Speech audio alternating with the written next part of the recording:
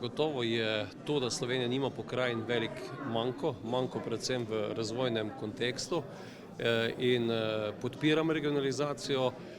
Zagotovo Posavci želimo ohraniti in imeti posavsko pokrajino. Danes mislim, da bo tudi avtor tega predloga to jasno dobil sporočilo. Slišim tudi za druge predloge. Znotraj celotnega tega konteksta mi nek način še manjka sedaj pristojnosti, katere bodo na teh pokrajinah in pa tudi finance. Kajti izkušnje iz leta 2008 govorijo o tem, da ob najprej prerekanju o teritorialni razporeditvi Slovenije je ključni problem nastal, ko smo govorili, kater denar, katera delovna mesta se potem decentralizirajo v samo pokrajinsko zakonodajo.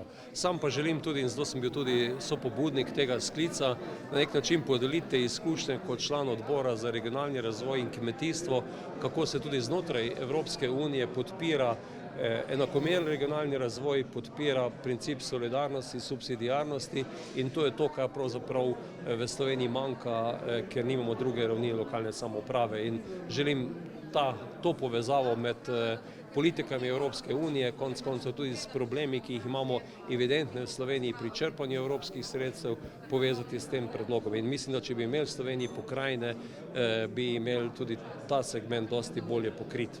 Poljska izkušnja je že takšna, močne pokrajine in so v bistvu najboljši pri črpanju teh sredstev. Kaj pa, če se bo zgodilo tako kot do sedaj, da država občinam nalaga nove naloge, pa ne daje financiranja za to, da bo podobno s pokrajinami, ker ni videti, katera vlada bo spustila finance na nižji nivo? To je ključen problem v Sloveniji. Mislim, da se na državni ravni zelo držijo tega pravila deli in vladaj. In pri denarju se običajno zaustavi. Tako da tu je treba imeti jasno zahtevo in zagotovo sporedno, kajti proces uvajanja pokrajin, tako kot je zamišljen, bi naj trajal nek čas, imeti zelo jasno sliko na začetku, kako bo z obstoječim financiranjem občin. To je prvi ključ za decentralizacijo države.